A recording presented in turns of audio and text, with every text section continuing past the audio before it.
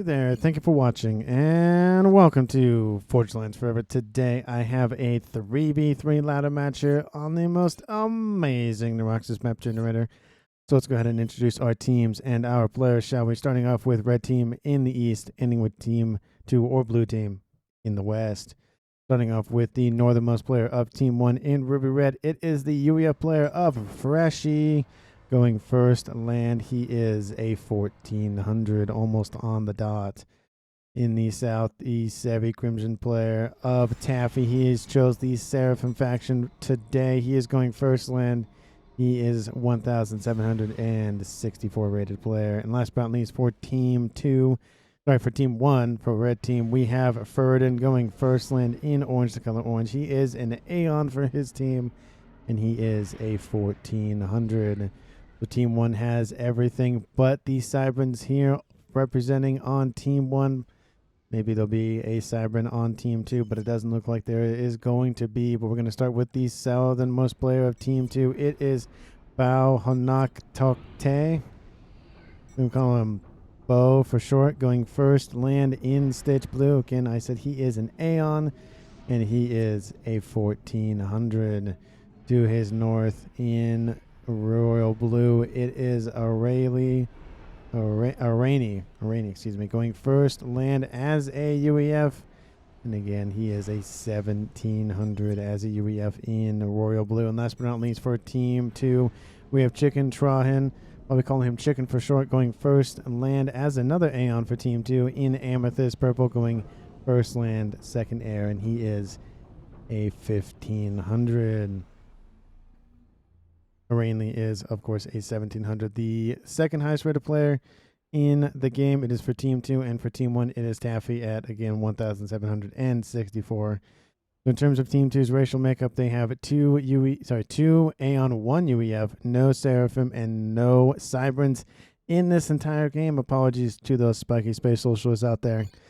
You're not going to have any representation in this game. But in terms of total reclaim currently on the map is only 3,180.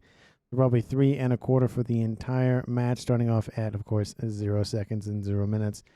We are having an Air Scout getting some nice readouts for Team 1. But in terms of mass point layout, there's a lot of mass points here on essentially the main base section of both teams.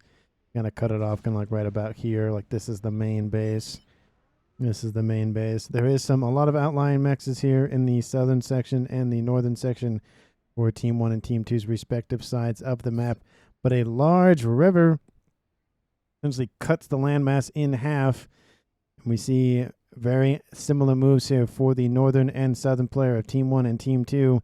They are moving to the opposite side to try to establish some sort of beachhead, hold off that enemy expansion. It is a large amount of territory for the players of Ferdin and Chicken to establish. We are seeing a couple of fast moving flares and a spirit to get a nice readout of what's going on over there. We are having a bomber incoming here for Taffy as well. Bomber incoming here for the player of Bo. Does that no? No, that's a Rayleigh. Sorry, Bo is Stitch Blue. And the color is very similar, of course, especially on the scoreboard. We had a drop here by Team 2's player of Arani. I'm never going to say that name right. Bomber does come in, takes out 3 of those 6 engineers. They tried to split in different directions, but it did not work. Another bomber pass. We'll probably get at least 2 more.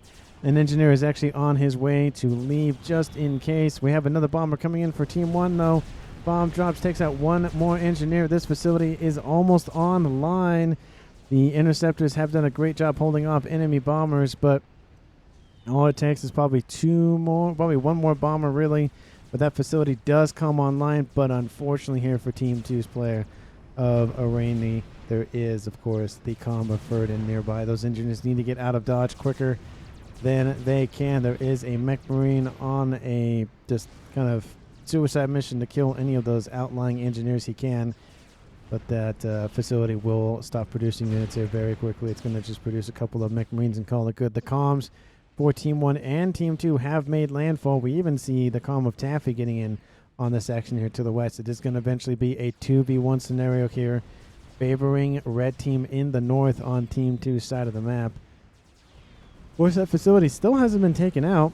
Verdun trying to cut off the comms landing on the map here for this side of the game. Verdun actually going to retreat, and maybe he'll just kind of sit. I don't like this. You need to either go after this facility or go after the comm, but don't do both.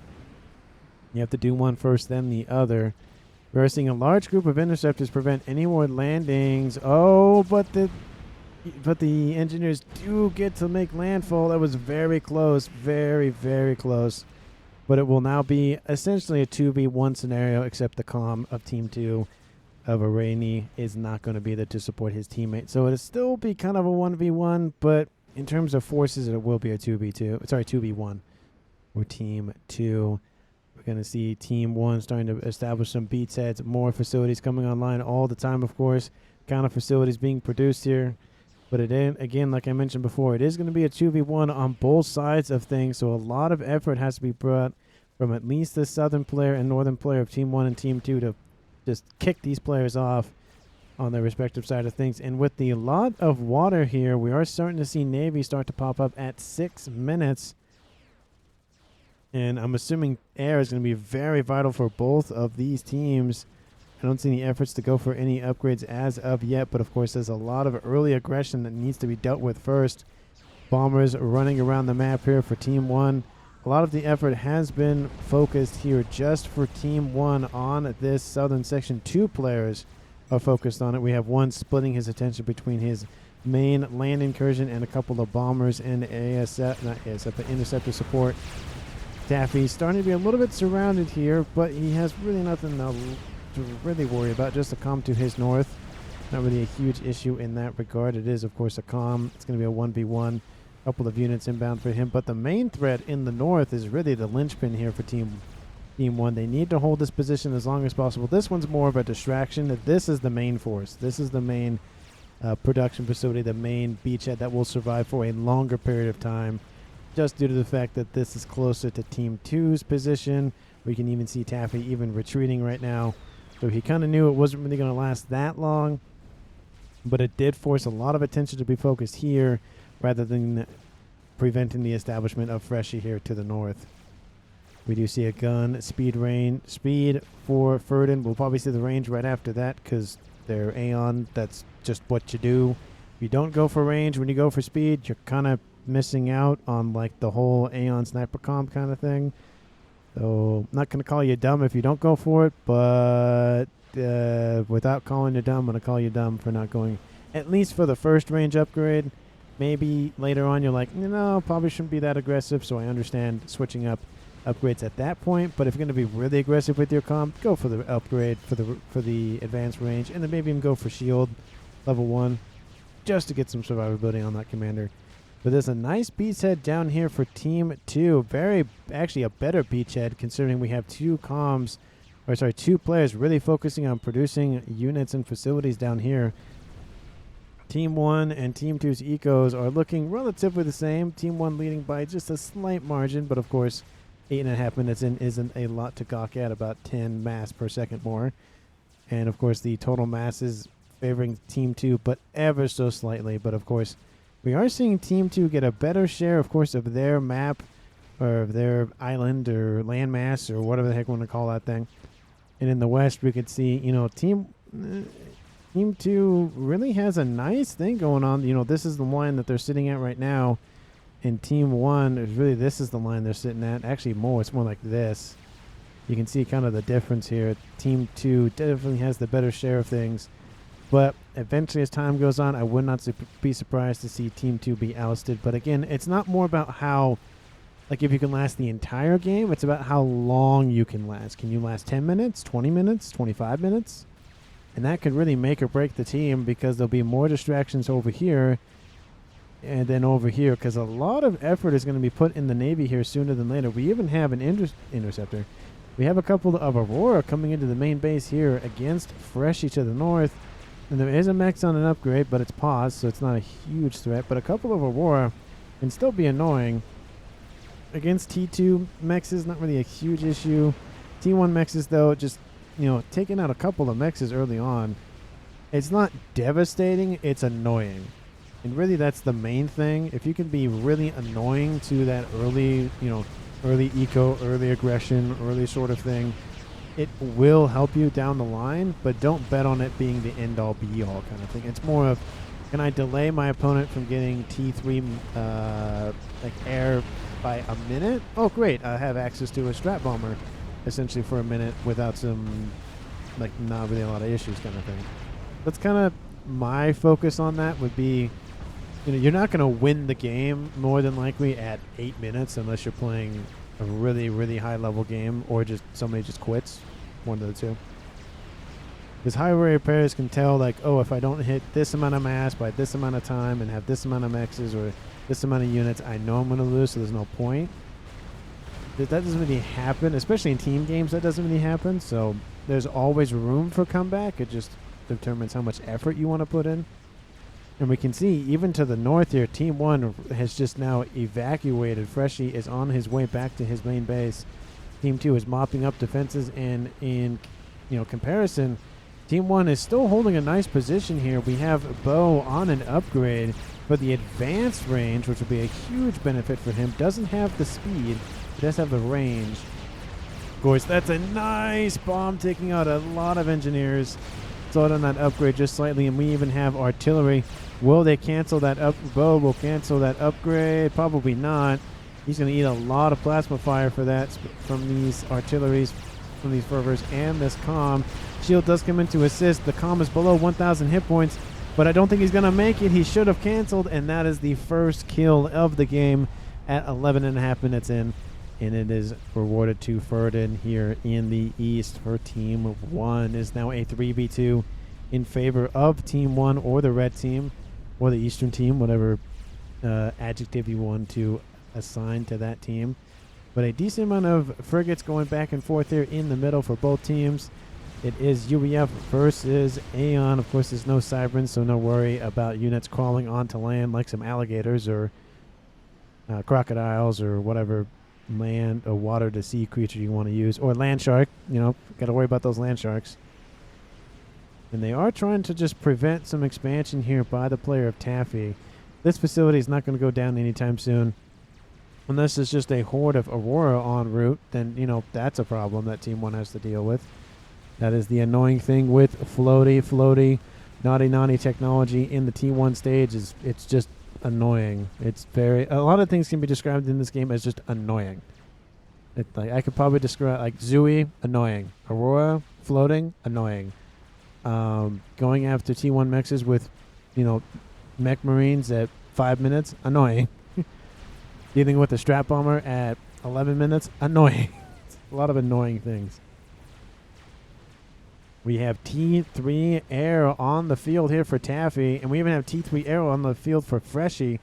Almost 3 players. Everyone has almost gone T3 air sub 13 minutes. And in terms of Team 2, well, we have 1 player going air, almost done with their T3 upgrade, but the other 2 players have decided to go for land. And we can see that movement to the east by both of those players. Yeah, we have, of course, Chicken in the north, but we do have double eco here for Arani as well, so he'll be able to produce a lot more units very quickly. Torpedo bomber not effective against Aurora because Aurora are not in the water. They hover over the water, hence the hover tag on their not description, but their like abilities, I guess would be the way that I would put it. Those little like the words, so like we have transportable, we have anti-air, those sort of adjectives, I guess, would be maybe the word I would use. I don't know what word those skills. Maybe those are skills. I don't. Anyway, Freshie, fix please. Fix what? Fix what? That's the enemy team. What's going on? I don't know what's going on. I don't know what that's about. I don't see any issues. What is he talking? I don't know what he was talking about. Maybe there's a unit like glitched or something that he should have killed. That should have been dead or something. Oh, pings it down. No, I don't know what's going on there. Anyway, We have some T2 Blazes here try to fend off all these Aurora, which is a good counter, of course, because they have more damage and more hit points and more everything like that. But against T1 frigates, they're not that effective. And, of course, in large numbers of Aurora, it doesn't really matter. But at this stage, but of course, a couple more of them should be built up first and then be thrown at the opponent, because the last thing you want to do is send a high-valued unit, with air quotes, at the time against a bunch of overwhelming forces. I mean, if you have a T3 like Brick, for example, and you send against 100 strikers, the strikers are eventually going to win. It's just, is the one Brick worth the 100 strikers, or vice versa, kind of thing. We have a counter Aurora here from the player of Ferdin, trying to assist, and he has started pumping out naval facilities along his shoreline. Of course, this is where Taffy was building earlier on, and he's been kicked out for the time being, but I wouldn't be surprised if he builds up here and just creates a line of these T1 naval facilities. But we have a T3 strap bomber on the cards here. It is the ambassador class, or ambassador title, or type of the strap bomber. We have ASF coverage helping to assist in dealing with those interceptors, and here comes that bomber coming in for that T2 Beacon, I would assume. Yes, it is. There it goes, takes out the T2 Beacon and a group of engineers. There is an ASF on station, and it's chasing that bomber off screen. Will it die off? Waiting for it. Oh, shots. Nope. Bomber does come off screen. It launches its second bomb. Goes after the mass from that T2 Pigeon, and will severely destroy, not severely weaken that facility, but won't destroy it. The ASF's kind of sitting over here, not really being macroed here. Could have probably come in and assisted with the protection of that strap bomber, but it would have mitigated some of the damage, but not all of it. We have these hover units here from Team 2 as well. Taffy in the water, trying to reclaim them, but isn't really getting a nice clear line of sight on those targets. We have frigates going after the build power for this T2 facility. We have Exodus class destroyers already on the case here for Team 1's player Ferdin, and a horde, more hordes of Aurora flowing on the map here. They can be very, very annoying. And we can, what's nice about the asylums floating is you can just see the size of the shield and how it actually doesn't sit in the middle of the sphere. It actually sits kind of in the top third of the shield. You can see the middle of the max width of the shield, or diameter, is actually below where the asylum sits. Very interesting that it works that way. Usually you'd think it'd be like in the middle, but it's actually like a little bit above it. It should be like right about here. Usually my very bad circle here to the east. Anyway, we have some Aurora going after the engineers. They're not protected. T2 engineers could build some PD, but they're not doing anything. And all those engineers are dying for no good reason. We have these T2 Blazes infecting the land here to the east for Team 1's player Ferdin. He has no defenses, and all of these T2 Mechs are under threat. That's a lot of mass. 6 mass per second. We have 1, 2, 3, 4, 5, 6, 7, 8, 9, 10. More down here. 11, 12. That's a 13 maybe. We have a 13 mass points under threat. A lot of, it is going to take a while to chew through all those hit points, but there's nothing to really protect, and the AA support here from his teammate will be able to fend off these Volthus coming in to assist. At least take out what you can, but these T2 Ascendants are just making that kind of, well, annoying. They need some ground units on the case, and they really don't. It's all Blazes and Blazes, so you could build some actual T2 tanks like the Obsidian. That would work. They have those high DPS. They have 1250 hit points, and of course they have 1500 shields. Definitely enough to at least deal with at least a small group of Blazes here in the south.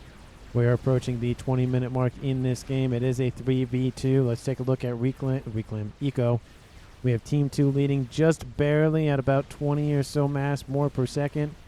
In terms of totals, Team 1 in the lead by about, well, number keeps changing. So about, I'd say they're behind about 1,000 mass, but again, that's not really a huge issue, at least at this stage in the game. If it was, again, 100,000 or even 50,000 maybe, but It's 1-2000 is really nothing to gawk at. These T2 skimmers, I almost said shimmers, but skimmers are on their way. I think they're going after the torps. Oh, not torps. They're going after the destroyers. I can't tell if they're going after the facility. No, this is T1. No, they're just going after the destroyers here in the middle. Lots of ASF now being produced by the player of Arani. There we go. Again, I'm going to have somebody in the comments tell me it's not pronounced that way. It's pronounced something else. And I look forward to those messages because sometimes it's really easy to pronounce. Sometimes it is not. And I do appreciate the clarification. We do have some T2 Janus here, just annoying. Again, it's more about annoying. It's about taxing up APM. It's about saying, hey, we have this thread up here. We need to divert resources that way. And if you can just keep chipping away at the edges, eventually you can come to the core. It's like, how many looks does it take to get to the center of a Tootsie Pop? Like, it does take a lot, but eventually you'll get to the core. So it just takes a while. You just got to have the patience and the drive to do it. And sometimes, you know, one nice decisive strike does it, and sometimes it's death by 1,000 cuts. It just depends on the map and the players and the units and a whole lot of variables. But 2 T2 naval facilities, it is headquarters. It is nice to have a backup, but you don't need 2. But it is nice to have backup, to be fair. So, in this situation where they're on the front lines and they could easily be sniped by T2 torp bombers, that is actually a smarter case in terms of that. We do have a lot of T2 Yenzing now coming on the case here for Taffy. Again, there were Janus here earlier, and now there's a bunch of AA roaming around. And now we have T2 Hover from the player of Taffy. Now that's going to prompt at least some more at least T2 spam, I would hope. Maybe we'll see some Obsidians here from Team 2's player of Chicken. But it does look like the seas have calmed just a little bit in terms of the straight naval combat. Team 2 has been reduced to 1 T2 naval headquarters, and that's it. I would love to see a facility built down here just to have a backup here for Arani.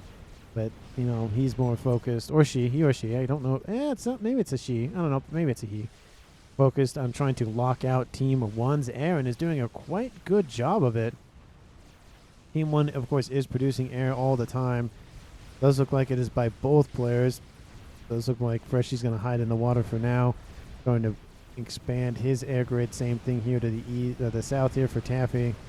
Team 1's player Ferdinand focused a little bit more on obviously getting his eco back situated. Team 1 has actually scaled their eco quite nicely and have jumped Team 2 by about 50 mass per second. And they're starting to spread that total mass accrued lead quite nicely. The player of Taffy has been in the water. But he has this issue here. But a bunch of Obsidians with some T1 support. Love to see it. And of course, the Obsidians are just very annoying to deal with. They are the T2.5 units. These ones and the Ilshis, I would say, are the closest units that T2 has to T3. Just because one is fires very quickly, and it just does a lot of DPS. That being the Ilshi. The Obsidian just has very tankiness and has decent DPS as well. I mean, I've showcased the Ilshis just wrecking bricks. And they have to be in large numbers. Well, relatively large numbers. But still, it's like T2 units like that going after T3 units like the bricks. You know, it does take a certain kind of unit to be like, yeah, I can just tank a brick, because why not? Even if I lose a couple of my friends, we're still going to win. But we have these destroyers on station. There's really not a whole lot of units. Of course, Team 2 supplementing that with whatever they can. But with AA defenses, aren't going to do anything against ground targets, or in this case, naval targets. We have the air support here over the top. The torpedoes going after the destroyers, of course, being overwhelmed. Though those destroyers are gone, but another destroyer means less DPS. Less DPS means not a lot to fight back with. Not a lot to fight back with, which means that their front line is probably going to fall here. And the focus is on the facility. Team 1's player Ferdinand feels like he has enough firepower to just target that directly and not going after any other units. Of course, we have some torp bombers flying over the top for Team 2 for defense. This facility is going to go down. It is sub 200, and there it goes. We have some torp launchers on station, and you know, they're not that great. They're only really useful in the campaign, and that's it. Like, yeah, if you have 1,000 of them, that might help. Or if you have harms. 1,000 T2 torp launchers or like 30 harms. That's it. not a whole lot you can do with torp launchers. Not really a whole lot. I wish they would maybe buff those a little bit, just a little bit, to give them like a little bit more kick. In terms of, I mean, they have 6,000 hit points, to be fair. Yeah, I think a little bit uptick in DPS would be nice, just to stave off a little bit more of what we just saw. But I don't know. I'm not the balance guys, so I can't say one way or the other in terms of that. But I would like to see torp launchers being a little bit more utilized in Navy. I just feel like they're not underrepresented, but underpowered. I guess that would be the word that I would use. And of course, if you've been liking the vidcast so far, please like and comment down below what your favorite moment of the video has been so far. And of course, let me know what you think, which team is going to win, which player you think is going to be the most underrated or MVP. And of course, if you haven't hit that sub button, what are you doing? You should hit that sub button. If you've been enjoying the video, why not? And if you have already done so, thank you so much. And if you have already done so from a previous video, thank you so much as well. We have some pseudo naval units here fighting over the water here for Team 1 and Team 2. It is the Seraphim variety versus the Aeon variety. The Yenzine versus the Blazes. We even have a odd Beacon class frigate in the mix with a couple of cruisers. But that cruiser's in, the target of these wave breaks or those torpedo launchers. So need to get the AA out of there.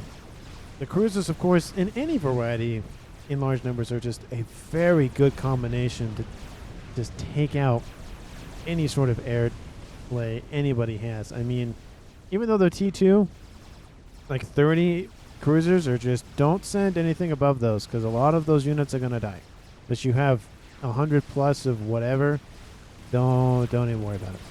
We have some T3 broadswords on the station here for Irani as well. Nice DPS on these broadswords. They're dealing with these Yenzine quite quickly. Facilities here for Team 2's play of Chickens trying to get established back to T2. But we can see Team 1 establishing it quite nicely. 2 T2 naval facilities going headquarters means that one can just focus on doing destroyers or cruisers, and this one could be upgrading the T3, which, I mean, at 26 minutes would be a little bit early for T3 Navy, but maybe 30 minutes, I'd say, start that upgrade to get the, especially get the missile ships. Those things are so annoying. The torrents, that's another annoying thing, are lots of missile ships. I don't care if you have 30 volcanoes. If the opponent has 30 torrent class missile ships, good luck. Good luck with that. But we have one Yenzine makes it out alive, makes it onto land, and he has been spotted. The ping does go down to target him. We have some T2 blazes on the way to intercept that. The Yenzine goes, well, I saw this coming anyways. Team 1 making a better effort in the way of reclaim, trying to scoop up as many of these boats and other units as they can. They've done a great job of just really pushing into that main facility that was once online. And, of course, they are not in the water, which means the torp launchers cannot target them as well. Some engineers are in the water, and some engineers are not. The Aeon are not. So, just a little tidbit there. You're like, why aren't my torp launchers launching against the engineers? Because they're not actually in the water, they're hovering over it. So you can see that is the main focus here, is going after the reclaim. There's not a whole lot, to be fair. I mean, but 130, 120 mass per boat, that does add up to 10, 15 boats. Just either it's denying eco for your opponent or getting it for yourself. However you look at it. Not having more resources in the hands of your opponent is always a good thing. It is never a bad thing. Usually they don't hang themselves with extra mass. Usually they hang you with extra mass. But, there'll be that one contrarian that's like, no, if you give them a lot of resources, they'll spend it in not good ways, and then you'll get the mass out of it. I'm like, it's probably not the good idea to give your opponent a bunch of mass and resources to then build a nuke or endgame or game ender or whatever. Probably not the best idea. But those broadsides being used to great effect in halting the incursions from the land, water, and then land again from Fereshi to the north. And again, Fereshi is taking the approach of, I'm going to be annoying. Just going to annoy Team 2. I'm going to try to distract them as much as possible. They have a huge land army here that can't go anywhere. I mean, yeah, there's a couple of units that are very nice to have, you know, on station. You know, the AA, of course, and the Harbingers to assist in their defense. But honestly, a lot of this is just wasted mass. And as long as Freshie keeps them distracted, these units will constantly be pumped out, wasting Team 2's mass, putting it to things that really don't need to. And it does look like there is an air fight over the top of Team 2's bases. And they're trying to lock out Team 1's air over top. Not the best idea. Not a lot of SAM sites so far, but that number is going to change quite quickly. All those ASFs have been dealt with. The Interceptors coming in for some distractions, but they are immediately wiped out. And those broadswords need to get out of dodge. Need to get out of there before they are killed off. You know, squadron or so of broadswords, always nice to have in your back pocket, just to wipe something off the map. And half of them are gone. Does look like Freshie has a vendetta against them. Goes, nah, it's fine. They can keep a couple. It's no big deal. T2 Navy has been reestablished here for Team 2 in the south. And surprisingly enough, Team 1 hasn't made any effort to build any facilities down here. Probably due to this nice sizable mobile Navy land pseudo army thing here from Irani. And his job is just protecting the naval facilities down here so they can produce units and then go after the units and structures on the shoreline. But Team 1 still just constantly pushing the river here in the middle.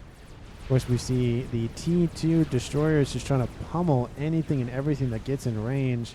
I wouldn't be surprised. Yeah, T3 is on the cards here for the Aeon player of Ferdin, and he is going for aircraft carrier? No. That's an Omen. And then he's going to go for aircraft carrier, and then I think he'll go for another battleship, the Omen, and then he'll go for missile ship. Usually you build at least one battleship first. Unless you're UEF, then you build Neptune, and then you go battleship. Usually, depends on enemy fleet comps. But usually it's the Neptune first. Just to take out like those destroyers and those annoying frigates is usually what the Neptune is designed for. Your summits are more designed for taking out longer range targets, like other summits and battleships and aircraft carriers and stuff like that, that usually sit either nowhere near the front line or close to the front line behind it. In terms of Team 2's ideas on how to win the game, it is 31 minutes in. I don't see any juicy plays so far. They have an Omni on station. Nice shield coverage for the air grid here for Rainy. And I don't see anything SMDs coming online to help protect against nuclear threats. Is Team 1 has any inclination for going one way or the other? More air facilities here, of course, for Taffy, very typical. We are seeing a nuke launcher that's already half loaded by Team 1's player Freshie. And he's building satellites. Well, he is UEF. That does kind of make sense. UEF air players usually end up building satellites and nukes anyways. Or they go for Dukes. Or they go for Mavers. I'd love to see Mavers. I haven't seen a good Maver used in a while. So hopefully in the next week, maybe there'll be a cast on the channel that features a Maver. We'll see. We shall see. One that's actually used for a long time, not is built and then immediately destroyed. That doesn't count. I need it to last like more than 2 minutes. But like I was saying, look at this large land army. Yeah, it's a lot of T1 and T2, but you know, there's even some Harbingers mixed in there. There's of course, the expensive Obsidians as well. A lot of mass that went into producing that land army that's just going to sit there now, not being used. We have Janus flying over the top, going after Mexes. I would assume going after radar. All of those bombers for one T1 radar, that's not really even worth the bombs for that many. But that's a lot of Janus up top. Team 1 will respond with those ASFs to protect that investment. Now they're going after the facilities. I'd go after the mass or go after the AA. One of those two. Would not go after the land facilities. They're not doing anything. Maybe they're just going after whatever target's nearby, but still, yeah, go after the mass. T3 mass extractor. That's a great grab by those Janus if they can get it. Of course, we have Team 2's player of Chicken just being like, this is just go away. Just go away. I don't want to deal with it. Go away.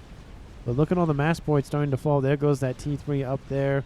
Once those AA emplacements should be taken out, and then take out the mass, so there's nothing shooting back at you. You save the mass and building more units, and you save time by not having to like be shot at 24/7. There goes that nuke. Where is it going? It is going across the map. It's going for this position. The nuke launcher isn't even finished. That's going to severely cripple Chicken Trahan's forces and production facilities. Going to cripple his eco, of course, as well. I don't think... Well, it's going to get, I think, almost all the pigeons. That's the hydrocarbon, but there's a lot of teeth. I mean, this would have been a nice group of mass, but he's going for core mass, of course, which is, a lot of T3. And there it goes. It is going to land.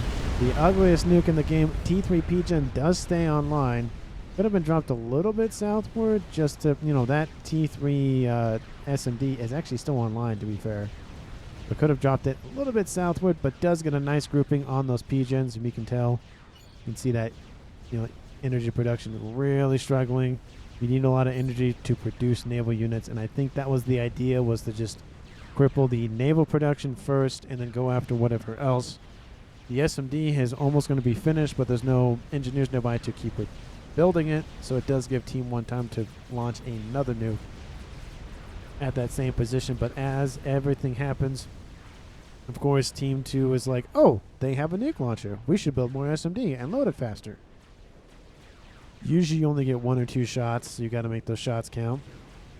And you got to make sure that the opponent didn't notice you're building nukes, because if they do that, then nuke almost becomes useless, because you're like, oh, I'm going to go after the core mass. Oh, they have an SMD I didn't know about. Oh, well, there went that. But we have an Omen, 2 Omens on station with a Kiefer-class aircraft carrier for probably torp bomber production, but it's not producing anything as of yet. There is the missile ship. There she is. There's that beautiful, beautiful woman of a ship, producing all those missiles that are just going to be annoy Team 2 constantly. Team 1, besides those those Novax's satellites and that nuke, anything else? No, not at the current moment. Team 2, what do you have on the docket here? Separate air grid, love to see that. There's a Mechs that isn't being built. That's weird. Or it just probably just got control K'd but didn't actually get the order. We do have a Duke started, so they're getting into the late phase of this game. We have a lot of Navy here, lots of Aeon. Just Aeon on Aeon action here. We have whatever you want there is in there. We have missile ships in the back. We have frigates. We have destroyers. We have cruisers. We have blazes. We have asylums. We have aircraft carriers. We have anything and everything, and the kitchen sink. Especially those farm sinks. Those farm sinks are amazing. They are. They're the best sink I've ever had. It's just a small tub in your kitchen. It's great.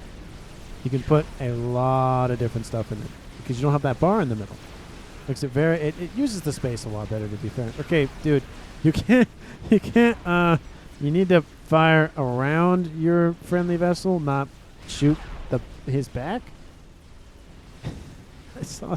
Hopefully the viewers at home or on the go, whatever, saw that, but it looked like the shots from the Omen were shooting into the back of the other Omen. That was very interesting to watch. They weren't, of course, because the shots went over them, but it just gave the impression that that's what was going on. But the aircraft carrier on the front lines isn't really the best idea. It isn't a Seraphim one. It doesn't have missiles on it. It does have a nice AA weaponry on them, but needs to get out of dodge. Kind of stuck.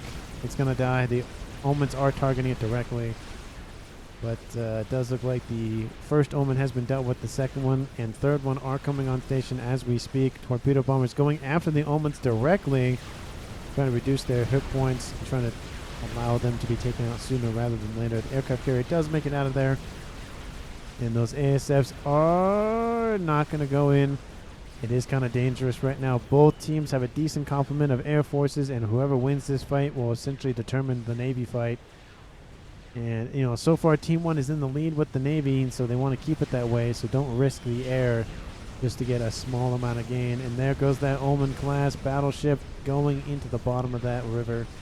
We have, again, 2 of them on station, 2 aircraft carriers, and, of course, the missile ship in the rear, who helps support with its annoying barrage of missiles constantly. How's that artillery? Well, it's already, wow, that's a lot of build power. Oh, it's not going to give me everything. But yeah, that was very quick. It's already in the green. I feel like that was only a couple of minutes ago. T3 artillery coming online, and this place is not shielded here for Team 1. Need to get thinking about doing that. Do they know about the artillery? I would hope so at this point. Oh, they know about it. They can see it. It's not a icon because it's not. Oh, it's not finished, of course. But you know, it's almost done. Look at how fast. It's like 10 hit points a tick. Like the numbers going. It's like more than. I feel like it's like 100 hit points a second at least. Like that thing is going. 2 satellites over the top here for Team 1. That is, of course, UEF shielding, not as good as Seraphim, but it is the second best shielding in the game. Ravager spam to help protect SOD, to protect against some nasty nukes. And this is going to start to be a hard nut to crack. The Nuke going after the naval production facilities down south. Team 1 wanting to just control all of the water. And honestly, you put them on patrol and you just have the boats go back and forth along the shoreline. Artillery really can't do a whole lot. They can just start pummeling everything on in their range, which that artillery is definitely in range of those omens. So Team 2's player of Irani needs to really think about that. We still have invasions to the north by Freshie. He's just being annoying still for Team 2's player of Chicken. There goes that nuke. Kaboom. Takes out the T3 naval headquarters.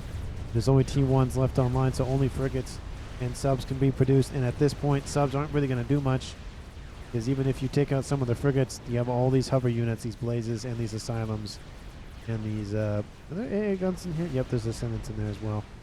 That's just a lot of forces that, you know, subs can't target. And this large group of units to the south here for Irani are just going to have to sit and wait, or just be taken out, one of the two. You could send them into the shoreline here for Team 1 and just, again, annoy Team 1.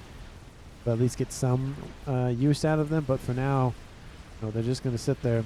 Just like that army was going to sit here to the north for a while. Didn't really get a whole lot of work done. I know there was more, you know, invasions. Of course, most of that army is sitting up here, preventing some movement up there. But again, not really doing a whole lot. It's mass you spent and aren't getting a return on investment or ROI. You need that ROI in this game. You need to know that I spent X amount of mass, I expect X amount of value. If you're not getting anything out of it, then what's the point of building them? But the units do come in and just barrage everything down here. The facilities are gone, but that doesn't mean they can't be avenged. The Blaze is getting some revenge for their engineering and other compatriots for Team 1 taking out their naval production facilities. And of course, now we see the shield starting to be tested here by 2 Omen-class battleships with some missile ships in tow as well. There's a lot of artillery being built here, these miasmas, and they're really doing a number, especially when those 2 battleships sit on top of one another. There goes one of them. The other one will fall here pretty soon. Missile ships coming in. TMD going to be built here pretty soon to deal with this. More shields are being built, and they're of the T2 variety, which means they can be spammed up a lot quicker because it doesn't cost as much mass to build them. And for comparison, 17,000 hit points versus 9. So essentially 2 of the T2 shields equals 1 T3. You're really only focused on land mass that you're occupying versus shields, and how long it takes to build the shield. Those are really your two things you're thinking about when you decide between T2 and T3. We have multiple nukes for Team 1's player Ferdin, and is building shields to protect him as well. Very good move here. They don't have, well, they have Seraphim, and they're not going for YOLO, which is essentially what, 4 or 5 of the, well, I wouldn't say 4 or 5. YOLO fires very quickly, so maybe like 8, 9 regular ones, but you'd have to be assisting them constantly, and at that point, just build a YOLO. This air grid has been pretty well defended, but you know, the artillery from Team 2 is starting to chip away. These satellites are very close, but the power goes down. It's Freshie having an issue with his power. Oh, he had an issue for a second. Shield's got to pop back online. There they go. Oh, man, a couple shots in there. A couple of facilities did take some hits in there. Got to watch out for that energy usage with artillery raining down on you all the time. It does look like all of the air units are being microed by Freshie specifically. He only has air units and satellites, so it's really easy for him to micro that. But shields going up all the time. More and more shields. Looks like there was even an invasion of a Colossus. Didn't get very much work in that. Apologies for missing that, but again, it didn't really go the way that Team 1 wanted. See all the boats just lining the coastline here, worth a lot of mass. This pseudo naval army, who needs actual boats when you got hover tech? And that's what Rainy is thinking about. Team 1 could really benefit from some Neptunes on the field to help assist with dealing with those T2 spam. And we do see T2 naval tech on station here for Fresh. You would like to see again T3 go for Neptunes just to deal with this spam down south. Team 1 bombers coming to assist as well. And Iranli really focusing on, again, they're focusing on defense more than attacking. They feel like they can win it with the artillery and whatever else they're cooking up. That's what their game plan is. Of course, they have SMD spotted all around to just defuse all the nuclear situations. He's hiding in the water down here as Rainy. We have Chicken to the west hiding in his little pond. Almost all but one of the comms for Team 1 are hiding in the water as well. The first satellite has been taken out, and you can see just the edge of that shield protecting it. Second one comes online, and it covers the entire thing, but it's a little too late on that aspect. Oh, there's just a 12 launcher. What's going on there. Whereas this base is heavily shielded. This position, not so much. Of course, we have, I think, some Aeon issues here. Ferdin has no power. Oh, yeah, look at that. Look at that bar just freaking out. Does not have, needs some more T3 P-Gens. Stop building this. And you need to work on P-Gens. I get it. You don't want to lose the 4 nuke launchers you built. That's a lot of mass investment there. And, of course, loading all the time. You need some more P-Gens. That Air Force is getting very big for Team 2's play of Irani. Looking very deadly against Team 1. There are some restorers coming in to help it, mitigate some of that, but that's a lot of Air Forces to chew through. And even if, to be fair, even if either team wins this base has so many shields, and it just has AA, it has PD, it has SMDs, and has a whole bunch of stuff. It's going to be very hard to crack, and we see another artillery separate of the main one underneath the heavy shielded position. So a separate air grid, a separate artillery. Love to see that. Love, love, love it. Don't want all the artillery firing in one spot, of course, because, consolidation of high-value targets and all that. We do have one artillery online here for the Seraphim player of Taffy, but the shielding is very lacking compared to the other team's shielded positions, and the second Havatham is being constructed. We also have some Zars constructing here for Ferdin. He's going for nukes, and he doesn't, again, have the power to really manage all this. He's going for also a Salvation. Stop building this. Go for this. A lot better value out of it. Salvation's very effective at taking out shielded positions. They just fire so fast. They don't do a lot of damage per shot, but because they constantly do damage, it's hard for the shields to stay online. And that's what the main thing is with shields, is if you can keep them off, obviously, you keep them offline, they can't protect anything, they die, or they don't protect the thing they're trying to protect. In this case, if you take out the shields, it allows for either for something else to come in and take it out. The Salvation can get the job done, it just takes a lot longer. And, Randy, could you do me a favor and move your ASF so I can actually see what's going on down there? Because there's just a lot of blue. I can't see much. At least at this view. Where we have the artillery raining in all the time. And of course, it's trading blows here. Geos need to come online more and more. At least one there. One here, one here. Oh, I heard some bombs launch in. Here they come. They're going in. They take out the Duke that was being built. The primary one, those strap bombers we saw earlier. At least I saw earlier. I didn't necessarily mention it. A lot of ASFs were killed in that engagement. Team 2 has the air advantage for now. They've lost their artillery, but the second one is coming online, and of course they can rebuild on this position whenever they want. They just need another shield to protect it. And so they're not out of the game quite yet at 46 minutes. Let me know if you like the cast so far and whether or not you want me to see focus on other things. I know there's somebody comments at least once a week about casting my own games. I'm kind of nervous about doing that because I haven't played in a minute. I've been just distracted with work and the holidays and all that stuff. So it's been a while since I've had some actual practice in. So I told them next week I'll have a video up about me casting. It'll be very low level. Of course, my rank has fallen a little bit because, again, it's been a while. So, and I'm not like really high rated. I think I got up to like 600, 700 when I was playing a couple times a day/week. So it has fallen, I think, down to 300. Again, it's been a while since I even like looked at my ranking. So I'm thinking about doing like a casting of myself, which will be very weird, once a week. So maybe those will be on Saturdays as like a separate video. So you'll still have the main FAF content, and then like kind of like what I did with the Star Wars content. It's like a separate video release. So you'll still get a nice cast every day, but then you get a secondary cast focused more on critiquing my own gameplay, which that'll be fun. Anyway, the artillery here for Team 2 is being rebuilt on top of the old one. The second one is almost finished. I probably would recommend just building this one first and then switching over all the build power to this. I mean, you're loading SMDs, which you really don't really need to load at the current moment. Considering, I mean, you don't know this, but 3 of them have stopped loading, and this one's the only one loading. But the artillery here, the Salvation, is really the threat here for Team 2. Team 2 cannot get this under control. It's not going to look good. I don't consider that a game ender. I consider 3 of those a game ender.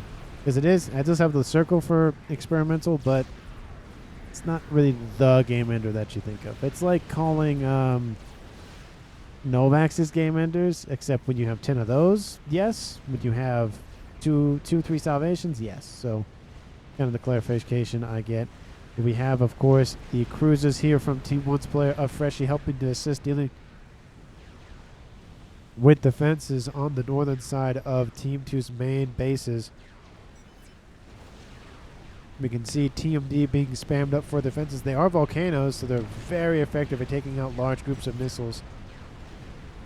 But even volcanoes have their limits. And having Colossus just take missile fire, not the best idea.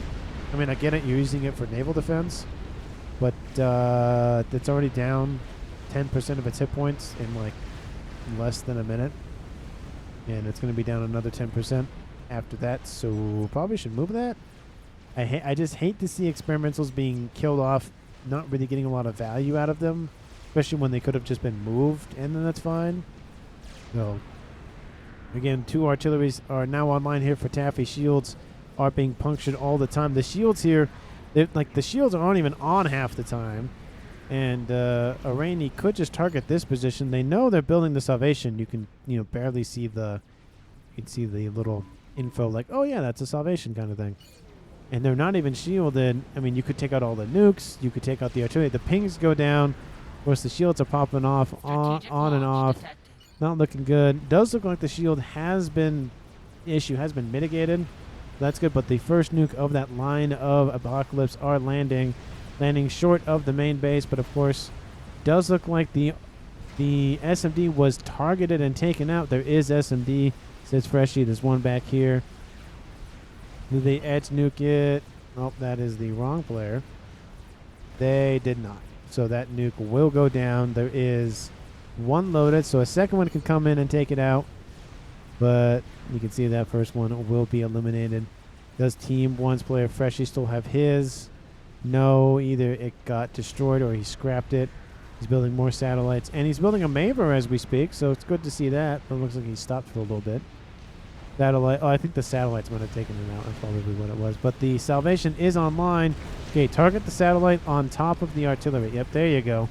And focus the artillery from Team 1 to target one sole target. Looks like that's kind of what's going on. Love to see that coordination from Team 1 to see like, hey, you should target the same thing I'm shooting at because I'll take out the shield and you can do the damage.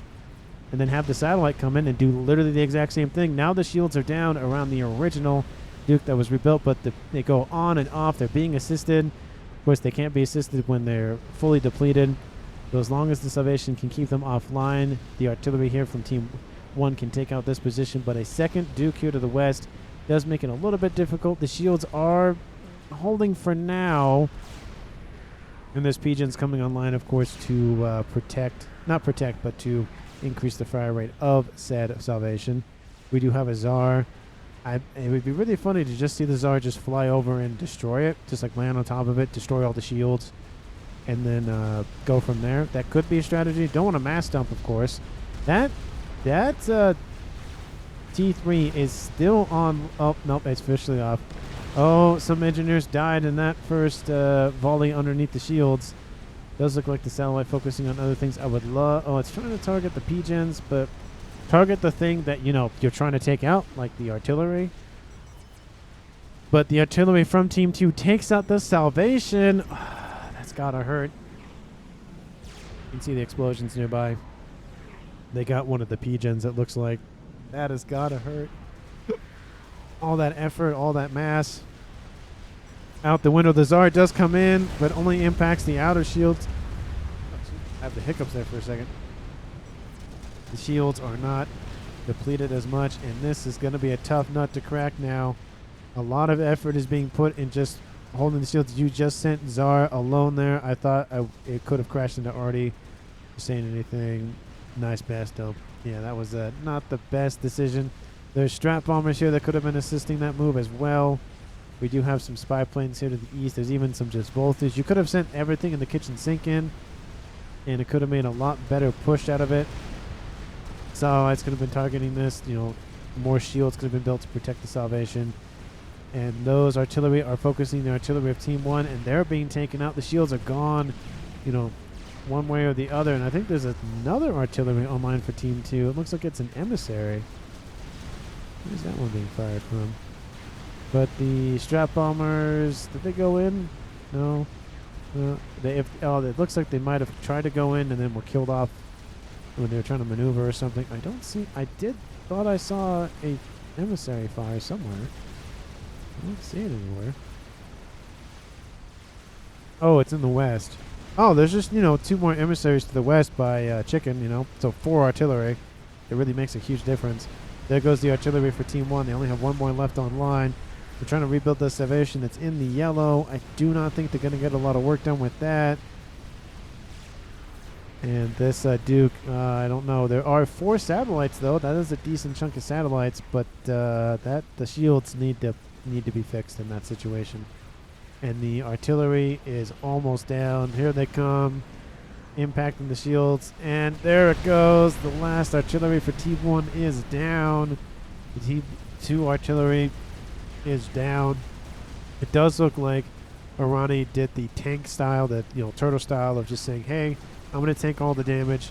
Maybe my artillery will die. You build your own artillery, and then we'll either rebuild or just, you know, once you build yours, retask onto something just annoying that Team 1 has, which was the Salvation and then the artillery from Taffy. We've only had 1 death so far in the game. That was earlier on. The comm of Freshie with his forces still trying to spam up as many satellites as he can. He's given up on the Maver project. I don't blame him there. He needs something, you know, quick and easy. He needs something to fight back with. There is... No, oh, no, there is still an artillery fire. No, yeah, there's one up here. Taffy not completely out of it just as yet, but again, 4v1. Not the scenario you want to be in. And that Salvation will never get built, as evidenced by Team 2. It is 54 minutes so far. In terms of landmass, Team 1, Team 2 pretty much tied. Team 2 has no Navy Witch to speak of. They have some, you know, spam units on the hover side of things. But a lot of the artillery shots from the destroyers are just missing. They're not really getting a lot of work done, and unfortunately here, it's not really looking good here for Team 1. They've lost their, you know, long-range fire capabilities. They're targeting... Oh, there it goes. All the mass is gone. Freshie has left his base. Where is he going? I actually don't know where he's going. The air grid's starting to be just whittled down bit by bit. Team 1 really doesn't have a whole lot. Teleporter has been done. Taffy starting T3. Maybe he'll teleport somewhere. What does he have on that command? He has teleporter gun and T3 soon. There goes the air grid. It's going up in smoke. If you're going to teleport, to do it right after the, you know, just right after the upgrade is finished. You're not going to have a lot of energy to really use. You still have some, but not a lot. Gotta work. You gotta, you know, have something to use. And I don't know where Freshie's going. He's just walking south because why not? He building a... No, he's just walking around. He's gonna go back to base. I think he just misclicked or something. No idea. But 1, 2, 3, 4, 5 satellites. 1 wounded.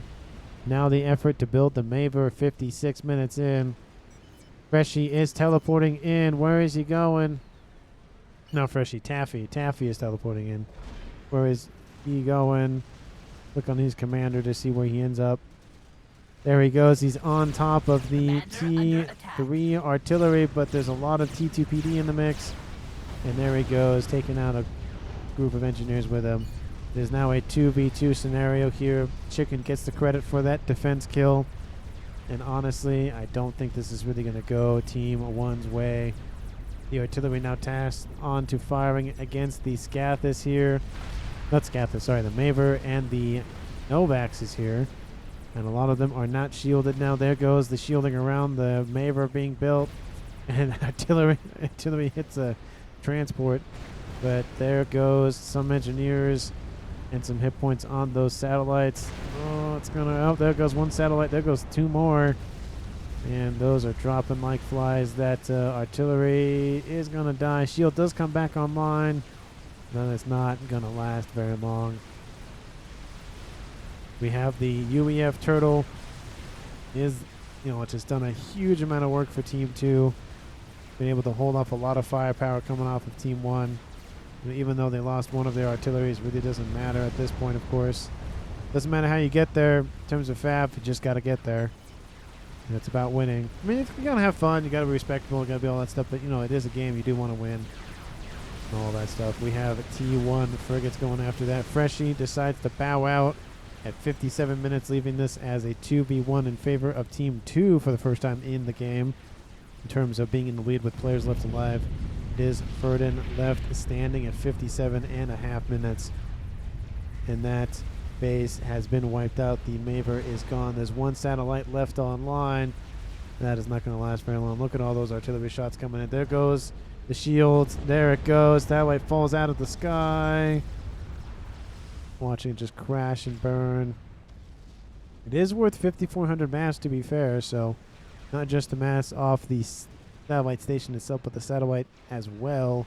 Now going after the rest of the air grid, the emissary trying to be built down here. Yeah, Team 1's Ferdin doesn't really have a whole lot left. I can just see either some sort of teleport play or a control K on the cards. I'm just going to speed it up to 2. I know this game goes a little bit under an hour, so we should see the last kind of feudal moments. I think the artillery is going to target the, that emissary and call it good.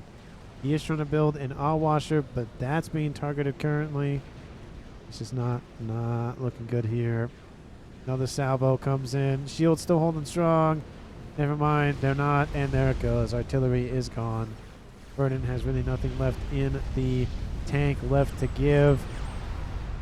We have some teleport plays down here by some RASCOM or some, SACUs. And there goes the commander giving the Control K order for his chassis to explode. And that is a win here for Team 2. It started to look like Team 1 had the nice advantage, of course, in the Navy sort of things. Team 2 focused more on the late game, end game style of things. They even built a nuke, because why not? But this just tough nut to crack here. There's so many blue icons on the map. Look at all this build, but look at all the build power. Look at this. This is ridiculous. Just how much build power do you need? Have engineer will travel. Look at this. Look at the horde. Look at the horde. So many engineers. That's so many. That's so many engineers. So many. How many? Those all T3. Hold on. Oh, no. 123 engineers. That is so many engineers. A lot of build power. A lot of assisting shields. And in terms of MVP slash, MUD, MUP, I got to give it to Arani, the name I could not pronounce half the time. Did just a very good job, capitalizing on the dead player's base, being able to eco up a lot nicely, being able, to scale the eco a lot faster, building nice shielded base, building, artillery in the middle of their base with a bunch of supporting shields, had a separate artillery just in case the first one died, which it ended up doing. And then Team 1 was so distracted with taking out the UEF section of things, they didn't even notice the Aeons being built being built in the north. And they ended up building 3. They only needed the 2, or at least the 1. But at least having a secondary artillery line online just in case this one fell. Great play by Team 2 overall. Team 1 again had the early to mid game pretty much sorted out, but Team 2 had the late and end game. And that's what matters. You got to win the game as much as you can, have 100% performance or, close to 100 early, mid, late. If you cannot pull it out at the end of the day, a loss is still a loss. So, again, congratulations to Team 2 using the UEF Turtle as a distraction for their teammate to build up their own artillery and then just shove it down Team 1's throat. So, again, thank you so much for watching to the end of the video. Please like and comment down below what your favorite moment of the video is. And, of course, hit that subscribe button if you haven't done so already. Hit that share button as well. Share it with your friends, family, dog, cat, turtle. Share it with everybody. Let everybody know how you enjoyed this video, and I will see all of you in the next one.